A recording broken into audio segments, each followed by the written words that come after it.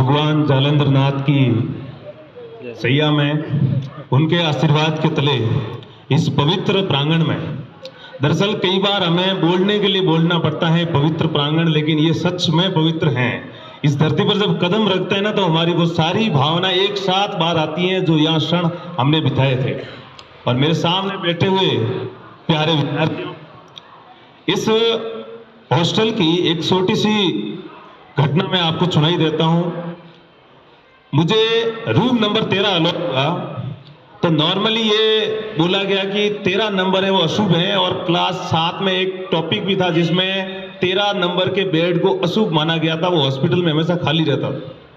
जब मुझे 13 number room allot हुआ तो मैंने कहा इस बोझ को भी हम अपने कंधों पर उठा लेंगे और देखते हैं कि इससे हमें क्या परिणाम निकलकर सामने आता है। और परिणाम आप सब जानते ही हैं, इसी 13 नंबर रूम में उसके बाद जितने भी परिणाम हुए, दरअसल इसी 13 नंबर रूम में हमारी बेसिक एजुकेशन वो इसी से हमें प्राप्त हुई थी, और यहीं से बढ़कर हम यहां तक पहुंचे हैं। तो मेरे प्यारे विद्यार्थियों, आप मुझे जानते ही होंगे, मैं वर्तमान में असिस्टेंट प्रोफेसर पद पर गवर्नमेंट कॉलेज सांचौर में पदस्थापित हूं। अभी आरएस का इंटरव्यू भी दे रहा हूं। पहले मैं 3rd ग्रेड टीचर के रूप में चयनित हुआ, उसके बाद लेक्चर के रूप में कागमाड़ा स्कूल में रहा, और अभी तक की ये यात्रा रही है। इन्होंने परिचय दिया कि इस हॉस्टल में ही हम खेले कूदे और बड़े हुए। ये आपके लिए सच में सौभाग्य की बात है। जब मैं नरसाराम जी और साथ में आ रहे थे तो मैं कह रहा था कि शायद ही देश में इतना सस्ता हॉस्टल कहीं होगा। आप 2500-3000 में अपने पूरे महीने का खर्च चला सकें, ये सिर्फ और सिर्फ इस हॉस्टल में ही संभव है। इसके अलावा शायद दूसरे समाजों में और अपनी समाज में ऐसा शायद ही कहीं हॉस्टल और किसी दूसरी जगह पर हो। अब चूंकि यहां पर जो एक और मैं बात कहना चाहूंगा कि जब आपके पास में पराग जी जैसे वक्ता है तो फिर हमारी जरूरत ही क्या है। इतने शानदार वक्ता आपको मिले हुए हैं हॉस्टल में, और वो सबसे खुशी की बात यह है कि वो हर समय आपके पास में रहते हैं। तो जितना हो सके उतना उनसे सीखने का प्रयास कीजिए। मैं जो बातें आपके बीच कहने के लिए आया हूं, दरअसल वो कुछ खास महत्वपूर्ण बातें हैं। मैं अपने कॉलेज में भी देखता हूं कि जो हमारे समाज के विद्यार्थी हैं, मुझे कहीं न कहीं दुख होता है कि उनमें आत्मविश्वास की हर समय समस्या उसमें देखने को मिलती है। क्योंकि हमारे कॉलेज में अलग अलग समाजों के विद्यार्थी आते हैं, और मैं ये महसूस करता हूं कि कहीं न कहीं उनमें कॉन्फिडेंस की सबसे बड़ी समस्या नजर आ रही है। समय बदल रहा है साथियों, हमें नए विचारों के साथ, नई सोच के साथ और नए निर्णयों के साथ आगे बढ़ने की तत्काल आवश्यकता है। अलग अलग हम प्रतियोगी सिर्फ अपने समाज के साथ में ही नहीं है, हमारी प्रतियोगिता संपूर्ण समाजों के साथ में है, उनके विद्यार्थियों के साथ में है। और हम जिस प्रकार रूढ़ियों से बंधे जा रहे हैं, कुछ पुरानी रीति रिवाजों से कसकर उसमें जकड़े जा रहे हैं, ये हमारे लिए आने वाले समय में बहुत ज्यादा नुकसानदायक साबित हो सकता है। इसीलिए जब महात्मा बुद्ध ने अहिंसा का विचार दिया तो उस समय के रूढ़िवादी उनके खिलाफ हो गए थे, लेकिन उसके बावजूद आज भी महात्मा बुद्ध को हम पूजते हैं। महावीर स्वामी के साथ में यही हुआ। गांधी जी को जब उन्होंने बनारस में अपना पहला भाषण दिया तो उनको कहा गया कि ये कहां से ऐसा व्यक्ति आ गया। जब गैलीलियो ने यह कहा कि सूर्य पृथ्वी के चारों ओर नहीं घूम रहा है, पृथ्वी सूर्य के चारों ओर घूम रही है, गैलीलियो को जिंदा जला दिया। नए विचारों का स्वागत नहीं होगा, लेकिन नए विचार ही आपको नए निर्माण की तरफ ले जाएंगे। और एक और बात, हम प्रतियोगी परीक्षाओं की सारी तैयारियां कर रहे हैं, लेकिन हम जिस सामाजिक व्यवस्था से उभर रहे हैं वो सामाजिक व्यवस्था उतनी तार्किक नहीं है। आप क्या चाहते हैं कि जो आरपीएससी या जो एग्जाम संस्थाएं तार्किक आधार पर निर्णय लेती हैं, और आप अपने दिनचर्या को, अपने रीति रिवाजों को अतार्किक बनाओगे तो मेटल डिटेक्टर से प्लास्टिक को तो टेस्ट नहीं किया जाएगा ना। आप क्या चाहते हो कि हमारी दिनचर्या कैसी बने? हमें लॉजिकल बनना पड़ेगा, क्रिटिकल बनना पड़ेगा। ये हमारी वर्तमान की आवश्यकता है। नहीं तो हमें आने वाले समय में ये एग्जाम संस्थाएं स्वीकार नहीं करेगी। पैटर्न चेंज होते रहते हैं, हमेशा हो रहे हैं। यूपीएससी हर साल पैटर्न चेंज करती है, आरपीएससी पैटर्न चेंज करती है, एग्जाम पैटर्न चेंज कर रहे हैं। यहाँ पर 9 से लेकर 12 तक के विद्यार्थी हैं, कॉलेज के स्टूडेंट भी हैं। मुझे क्या हाथ खड़े करके कोई बता सकता है कि सीयूईटी के बारे में कितने जानते हैं? बहुत बढ़िया। सीयूईटी आर्ट्स विद्यार्थियों के लिए जिस प्रकार इंजीनियरिंग के लिए आईआईटी और मेडिकल के लिए एम्स और मेडिकल संस्थाएं होती है, उसी प्रकार आर्ट्स स्टूडेंट्स के लिए सीयूईटी आने वाले समय में अपने आप को बेहतर बनाने के लिए जगह उपलब्ध करवाने का सबसे महत्वपूर्ण साधन है। जो भी विद्यार्थी जिन्होंने 10th एग्जाम कंप्लीट कर दिया है, उनका एक ही टारगेट होना चाहिए, 12th में मार्च महीने में होने वाले सीयूईटी यूजी एग्जाम को क्रैक करके Delhi university, JNU university, Allahabad university जैसी संस्थाओं में प्रवेश प्राप्त लेना। आप यहीं तक रुक कर नहीं रह सकते। आप क्या सोचते हैं जालोर में अपनी निकाल देंगे टाइम? हिंदमाल, जालोर, शाइला और से आपका जीवन आगे बढ़ जाएगा?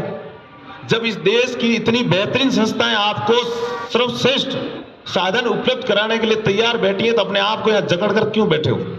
सीयूईटी का एग्जाम 12th के साथ मार्च महीने में एग्जाम होता है, अभी फॉर्म चल रहे हैं। पीजी का एग्जाम भी होता है ग्रेजुएशन के बाद में सीयूईटी का। आपको पता है वो यूनिवर्सिटी आपके लिए क्या उपलब्ध कराएगी? देश की सबसे शानदार लाइब्रेरीज, देश के सबसे शानदार स्टेडियम्स, खेलने के लिए साधन, और इस देश के सबसे वेल क्वालिफाइड प्रोफेसर्स, जो आपको जहां पर देश के सबसे टैलेंटेड पर्सन आपके साथ में उठेंगे बैठेंगे। उसी दिल्ली यूनिवर्सिटी जहां से कई मंत्री वर्तमान में भारत सरकार में है और राजस्थान सरकार में है, और वहां जाना आपको क्या लगता है ये टफ काम है? सांसौर के अंदर बिश्नोई समाज के आज 50 से अधिक विद्यार्थी दिल्ली यूनिवर्सिटी में पढ़ रहे हैं, आपके ही जैसे। हमारे कितने पढ़ रहे हैं? क्यों नहीं पढ़ रहे हम? अधिकतर को हमें जानकारी नहीं है। क्या ये कठिन काम है? मैं जब कागमाला में लेक्चर के रूप में था, हमने वहां प्रिपरेशन करवाई थी और एक विद्यार्थी का चयन भी हुआ था। वो विद्यार्थी जो ये सोचता था कि मैं बिंदमाल की जीके गवानी में भी नहीं पढ़ पाऊंगा, वो विद्यार्थी आज सीयूईटी के माध्यम से सेंट्रल यूनिवर्सिटीज में पढ़ रहा है। अगर हम सेंट्रल यूनिवर्सिटी में नहीं जाएंगे तो यहां पिछड़ कर रह जाएंगे। ये क्लियर कट है, इसमें हाँ या ना जैसी बात है ही नहीं। आने वाले टाइम में ये सीयूईटी के आप क्या सोच रहे हैं, वो जब 50 विद्यार्थी वहां से डीयू से जेएनयू से पढ़कर वापस यहाँ आएंगे और कंपटीशन एग्जाम में बैठेंगे तो हमें जवाब देंगे क्या? वो उनका लेवल कितना हाई हो जाएगा। हमें उस प्रकार के एग्जाम में शामिल होना ही होगा। और एक मान्यता बनी हुई है कि 12th के बाद में हमें कंपटीशन एग्जाम की तैयारी करनी। मैं मानता हूं कि हमारे समाज की आर्थिक स्थिति इतनी बेहतर नहीं है, हमें जल्द से जल्द किसी रोजगार की आवश्यकता होती है। लेकिन रोजगार देने के लिए जो संस्थाएं बैठी हुई हैं, वो ये एक बात की सबसे अधिक डिमांड करती है कि ग्रेजुएशन आप सीरियसली 3 साल करेंगे। जो 3 सब्जेक्ट्स आपने चूज किए, वो तीनों सब्जेक्ट डिटेल में 3 साल तक उनकी स्टडी करेंगे। वर्तमान में सेमेस्टर सिस्टम है, तो 6 सेमेस्टर कंप्लीटली उसकी प्रिपरेशन करेंगे। क्यों करेंगे? क्योंकि प्रत्येक सब्जेक्ट की जब आप डीप में जाएंगे तो आपका ब्रेन सिस्टम डेवलप होगा। जब 3 प्रकार के सब्जेक्ट के डीप में उसका अध्ययन करेंगे तो आपका ब्रेन सिस्टम डेवलप होगा और तभी आप आने वाले एग्जाम को क्रैक करने के लिए योग्य बनेंगे। क्यों रखा जाता है कि ग्रेजुएशन मिनिमम योग्यता है आरएस के लिए? ऐसा ही तो नहीं रखा जाता कि आप 12th के बाद सीधे आरएस की कोचिंग करना शुरू कर दो स्प्रिंग बोर्ड से।